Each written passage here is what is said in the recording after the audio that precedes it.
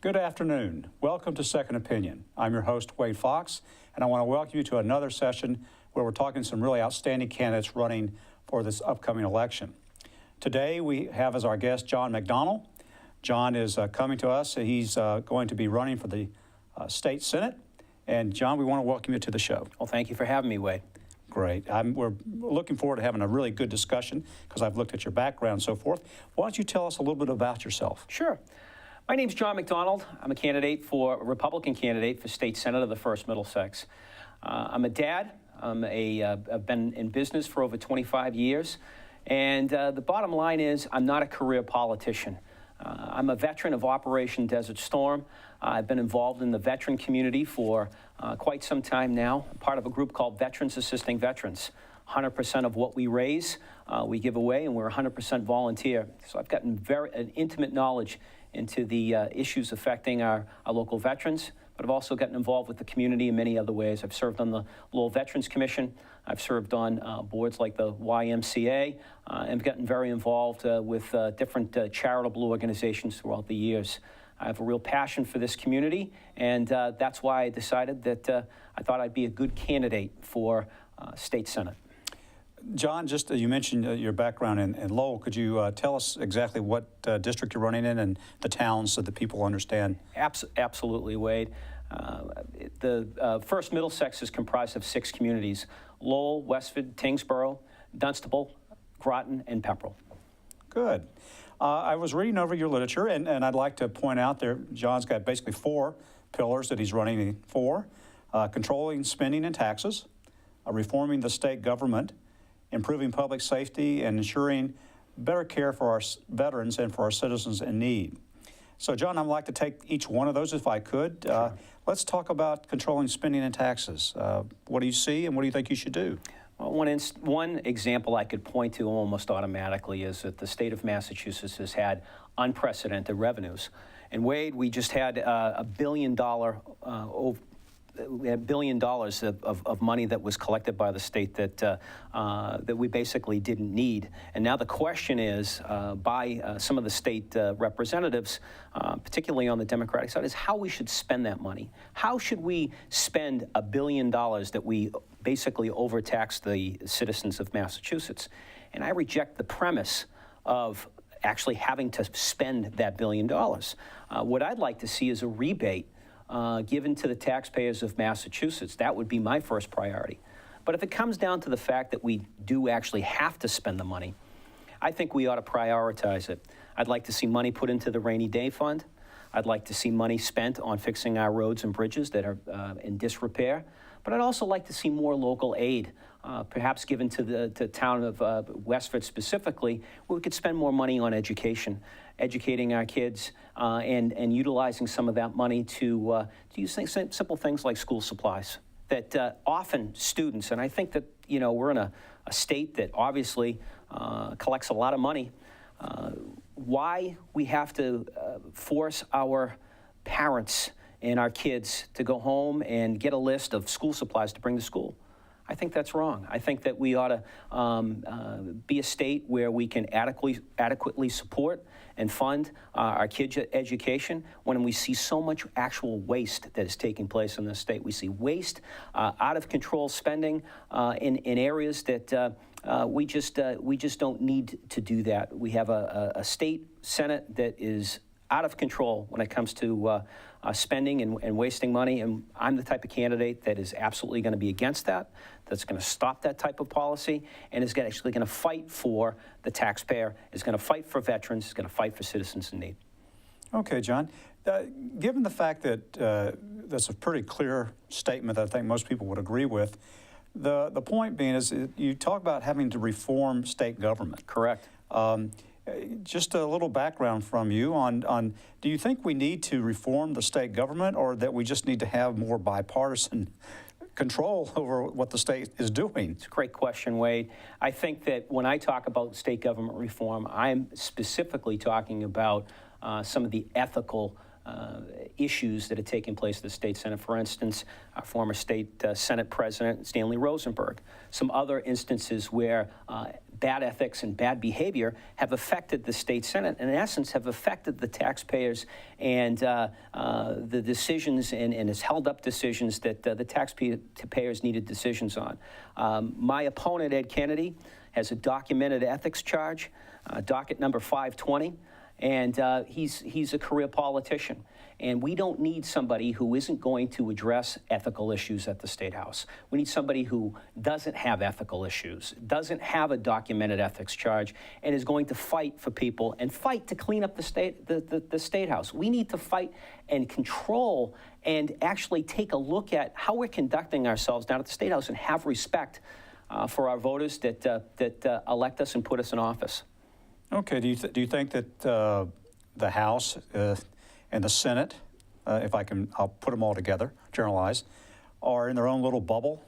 That, you know, it's I don't want to say it's the old boys network, but it's so heavily Democratic in this state that they really do not talk about the needs of people outside of their little bubble. I do think that there's a bit of that at the State House. You know, that's what's wrong with career politicians, is the fact that they spend so much time at the State House and so much time talking to one another rather than getting into the community and actually talking to people. You know, Wade, I've knocked on over 25,000 doors since last October throughout the First Middlesex, and the one thing that is a loud and clear message from the people of the First Middlesex is they don't feel like they're being heard. They don't feel like when they call up the State House and view their opinions on things that they're being heard. So I do think that that people are in their own bubble, and I think that's what's wrong with career politics. I have signed a pledge. I'm the only candidate in this race to sign a pledge to serve no more than 3 terms. They're 2-year terms. A maximum of 6 years at the State House as your state senator. I believe in that because I believe, as we need now, we need fresh ideas, we need bold action, and we need people that are going to stand up for and put the citizens of the First Middlesex first again. We don't need somebody who's going to go down to the State House, listen to the Senate President, and take orders. We need somebody who's going to fight for the people of the First Middlesex and fight for the right things and fight to control state spending and taxes, reforming state government, and for fighting, again, for veterans and citizens in need. Well, let me go on to that. I mean, that's a very strong statement. I appreciate it. We did talk about one of the pillars is public safety, and I'd like to split it in half, okay? Public safety in the infrastructure, and then public safety in, let's say, the personal domain. I'd like to talk about what you see as the problem or how we fund our infrastructure.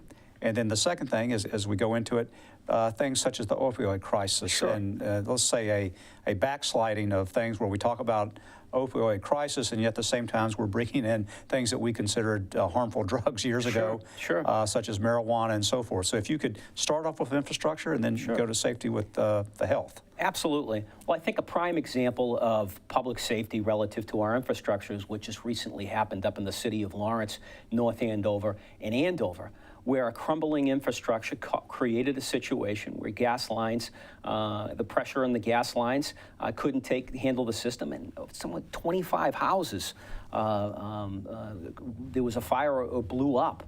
We need to handle situations like that. We need to invest. Again, when I take, here we've got $1 billion surplus.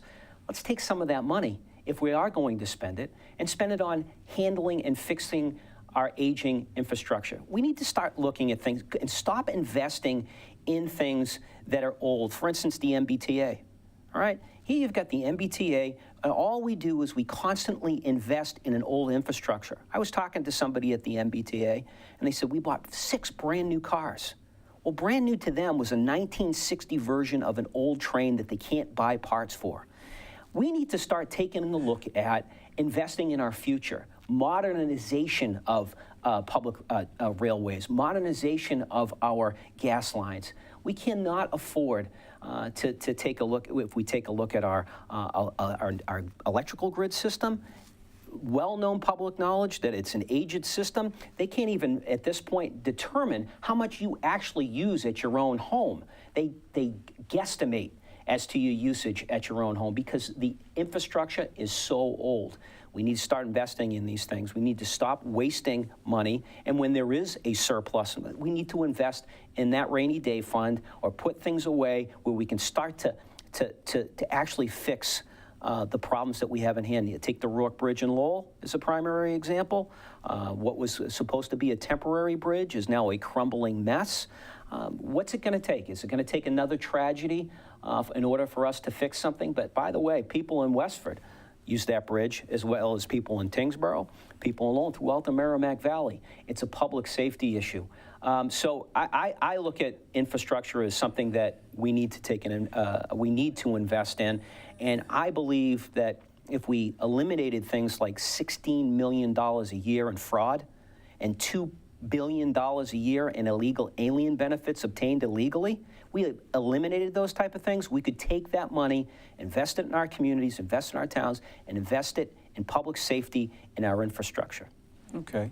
Well, before we go on, because you bring up something given the acuteness of what you just described, why has it not been fixed, given that the incumbent is part of the incumbent party that is so dominant? Right. That, to me, is a little strange. Maybe the viewers like to understand your thoughts on it, because it's like, fighting for this is what you want to do, but yet it seems like it's not getting done, even if these people have the power. What is causing that? Well, again, part of the reason why I'm running is to provide, it's an open seat. My opponent has been in politics for over 40 years, either serving as a county commissioner or he's serving in Lowell City Council, and is somebody that believes in the system as the way it works. I want to change that, Beacon Hill. We need balance. We need to allow our governor, if he has certain vetoes, to actually enforce that veto. Right now, the state legislature can overturn anything that the governor vetoes. We need balance. We need to elect more Republicans. So when the people of the First Middlesex vote for something like, oh, geez, I don't know, we decide that we want to reduce the state sales tax to 5%, that the state legislature can't decide upon themselves, a heavy Democratic state legislature and state Senate can't decide that, you know what, we know best. We know better than the people that actually want that tax reduction. We need to eliminate those type of things, and the only way we can do it is electing people like me and bringing balance and electing more Republicans to the State House, and whether it be the state Senate or the state legislature. Okay, John. Let's, again, the second part of the question. Let's move away from brick and mortars to the more human things about safety in our communities, the opioid crisis and so forth. Yeah. It seems to me a little paradoxical that on the one hand, we are quick to accept some things that some people think would be vices. Right. And on the other hand, we accept some things that should not be in this organizational structure we've got called the community. And yet some people think it's okay for one and not for the other. And yet we end up getting things like the opioid crisis that people always are talking about addressing, but there never seems to be a plan that somebody implements. So Correct. Can you tell me what your thoughts are? Yeah, I have a lot of thoughts on this. There's a couple of things. When you take a look at something, for instance, the opioid crisis, and it's an epidemic. It's affecting the entire country, and it's hitting here home in places like Westford and throughout the different communities in the First Middlesex. We have areas like Greenfield, Mass, where all of a sudden we're having these encampments that are taking right in the town square. We've got homelessness in the city of Lowell, where people living under railroad tracks, living along the riverbanks. And most of these people are addicted to opioids, addicted to drugs. It's an epidemic. I'll give you another example. I just got back from a business trip and extended stay so I could review the policies out in San Francisco, California, and how those extreme policies, progressive policies, have changed San Francisco. Now, I was out about 15 years ago in San Francisco, California, and it was a very vibrant, beautiful city. Vibrant with tourism, economic development. I don't want to get corny, but it was a romantic city. It was a beautiful, romantic city. And I just recently got back a couple weeks ago, and I will tell you that the city has done a 180. And it's done a 180 because of the policies in place that the state Senate progressive Democrats want to put in place here in Massachusetts. drive downtown, first thing that greets you is rampant homelessness. People living 2 or 3 rows deep in little shanty situations. People who are openly using drugs. I don't want to get rude for your audience, but they're going to the bathroom in public. It's the first thing that greets you. So there's a public safety hazard relative to that. And the people of San Francisco are outraged about it. But the people that they've elected have determined that this is the way that they're going to handle drug use. They've incorporated things and are against federal law. They've put up model places where they can set up safe injection sites. And what a safe injection site is a place where a person can go in who's addicted to drugs, can pick clean needles, inject themselves in a safe environment, and the only thing that they do is if the person overdoses, is they give them a dose of Narcan to revive them. There's no education. There's no way for a person to go to these sites and seek help. It's just a safe place. Now, my opponent, Ed Kennedy, wants to bring these safe injection sites here in Massachusetts on a trial basis. Now, here's something that the people of Westford need to understand. These safe injection sites, if they are approved by your state Senate, will be placed in every single community. So the people in Westford, this isn't something that's just going to go to the big cities. Each community, Westford has to ask itself, if Ed Kennedy is elected, where are you going to put your safe injection site? Where are you going to put it in Westford? I will never support safe injection sites. I think they're ethically and morally wrong. I think we need bold ideas in order to help people with the opiate epidemic. And helping them isn't by giving them an opportunity to do these drugs, illegal drugs, in a legal setting. We need to fight against these type of policies. We need to fight against safe injection sites because you know what? They aren't allowed in the country. They're against federal law. They've been tried in other areas of the world. It doesn't cure the problem. It just exacerbates the issue, and we need to fix it. And I'm the candidate that is not only going to vote against it, but I'm going to fight against it tooth and nail. Well, let me take that micro issue and move it up to something bigger, something that we've talked about in Massachusetts. I like to call us the blue of the blue states, but we haven't quite gone as nutty as the people in California. Not yet. Not yet. But what do you think about sanctuary cities? I'm 100% opposed to sanctuary cities, and I'll tell you why. I worked up in Lawrence, Massachusetts for about 10 years. I worked at a place called Riverwalk Properties. That was a site that was taken by eminent domain that represented over 80 years of economic blight. And I worked for a real estate developer, and we helped to turn that site around in less than 10 years. It was a place where there was about 300 jobs. By the time I left, there were 3,000 jobs. It was a place that had about, 40 companies sporadically throughout the 1.5 million square feet to over 200 companies. I saw an area at Riverwalk Properties when I first walked through the door where there were hypodermic needles all over the ground. There were places that just was not a pretty location. Since then, when we had that revitalization, when we had a Republican mayor, and we worked together to bring together a private and public partnership to revitalize that section of Lawrence, to bring those 3,000 jobs, those 200 companies to Lawrence, and revitalize those old mills and put them to use. Well, in came a mayor after that by the name of William Lantigua, who all of a sudden decided that, you know what, we want to incorporate and we want to have more of a sanctuary city policies. And then the following mayor, Mayor Rivera, decided, along with that city, the majority of that city council, that they were going to incorporate sanctuary city policies. If you go to Lawrence, Massachusetts, you can answer the question yourself. If you believe that the sanctuary city policies of Lawrence, Massachusetts have been positive for Lawrence, then once my opponent, Ed Kennedy, votes for making Massachusetts, all of Massachusetts, a sanctuary state, you have to ask yourself, here in Westford, how is that going to improve our lives? How is that going to improve our communities? And I'm against it. I'm against illegal immigration. I'm all for legal immigration.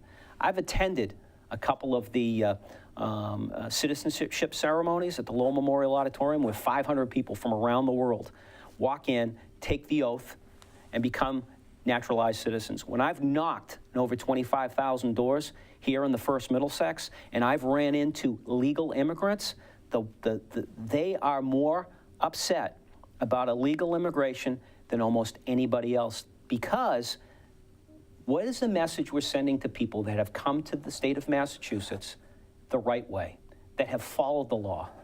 Why do we want to not follow the law and all of a sudden become a sanctuary state? What advantage does it bring to you here in the state of Massachusetts? What advantage does it bring to the taxpayer? What advantage does it help us in any way, morally or ethically, when we are doing something that violates federal law? So I'm opposed to sanctuary states. I'm opposed to sanctuary cities. They don't improve our public safety. They don't improve our taxes. Right now, we're spending $2 billion a year, billion with a B, on illegal alien benefits here in Massachusetts, obtained illegally, falsely. And that's what's got me interested in veteran housing, was the fact that there's two types of public housing. There's federal housing, like the city of Lowell, 98% is federal housing. You have to provide a proof of citizenship. But in places like Lawrence, Revere, and other gateway cities, most of their housing is state housing, funded by the state. And you are not required to prove that you are a citizen of the country. And so as a result, people that are here illegally have dominated the available space at our state housing. And I think that's wrong when we've got veterans, elderly, single moms, citizens of the state of Massachusetts that can't get or acquire state housing because there's no room at the inn. I think it's wrong, and when I'm elected your state senator, I'm going to address these. These are tough issues. These are tough issues. But you know what? We need to elect people that are going to take a look at these issues, take them seriously, and fight against them, okay? And fix them, versus my opponent, who's just going to go down to Beacon Hill, go along with the rest of the crowd, take his marching orders, and collect his the $18 million legislative pay raise. He's going to take that pay raise and take it gladly and find out whatever else that he can take, because when he was a city councilor in Lowell, while the state legislature was approving themselves in an emergency session, $18 million a year, 40% pay raise, your money, he was doing it to the taxpayers in Lowell. He put forward a motion to raise the pay of city councilors and the mayor's pay as well. And he was in a Lowell Sun debate where he said that he wouldn't vote against it if it came up again. So he's for more legislative pay raises, because you know what? He looks at politics as a career. I look at it as a calling. I look at it as a service to my community. And you know what? That's the way I'm going to look at it. If you elect me, we will fight together, and I will work with the people of the First Middlesex to put you first. All right. Well, as we wrap up, John, I thought I'd ask you one quick question. Sure. You pretty much have outlined a very strong position that you're in, and I appreciate you being so forthright about it and not dancing around the issues. But provided that we've got a very unusual state and the Republicans go in and pull this and the Democrats pull that, the truth of it is really it's the independent voter that makes the difference here. Right. As you talk about this, what do you say to the independent voter that can't decide between either one of these things? What makes you the outstanding candidate that will get things done in the state Senate? Well, the simple fact is that I'm not a career politician. Unlike my opponent that's been a career politician for over 40 years in some sort of government position, I've been a businessman. And you know what? I look at politics in a completely different way. I don't look at it as a career. Again, I look at it as a service. We need to have someone who has common sense, someone who's not going to run to the extremes of every issue, someone that's actually going to listen to the voters. I'm that person. You know what? I've dedicated a lot of my adult life to helping others. You know, I've not only been a businessman, but I'm a veteran of Operation Desert Storm, and so that gives me perspective. I've seen the worst of the worst in this world. And I know that this country is the greatest country on earth. And this state has a lot of opportunity. We can create jobs.